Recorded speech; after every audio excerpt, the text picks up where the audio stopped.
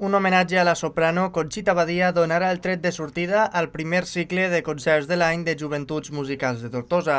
Es podrà gaudir de Sempre he sentit la fòlia de cantar, una actuació a càrrec de la soprano Montserrat Seró i el pianista Pau Casar, besnet de la mateixa Badia. Tindrà lloc el pròxim dissabte al Centre Cívic de Ferreries. És un concert que pertany també a l'associació Joan Manent, que és una associació compromesa en la investigació, en la cura, en la difusió del patrimoni musical català. És un concert que estem molt contents de poder oferir a la ciutat per la seva importància i pel seu nivell. Aquest cicle inclou una programació molt variada amb concerts de música clàssica, jazz, música d'arrel i actuacions d'artistes emergents. Des de l'Ajuntament destaquen la tasca de Joventuts Musicals d'enriquir culturalment la ciutat.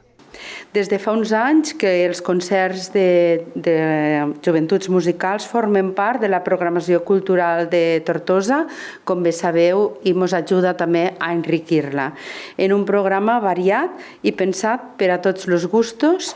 Complementa a tot allò que de manera directa fem també des de l'Ajuntament o que ho fem també en altres entitats de la ciutat i, per tant, quan tothom rema en la mateixa direcció, quan tothom suma, al final el que fa és que Tortosa sigui una, en aquest cas, capital cultural indiscutible. Els concerts es realitzaran cada mes fins al 6 de juny i les entrades ja es poden adquirir a ebreticket.cat.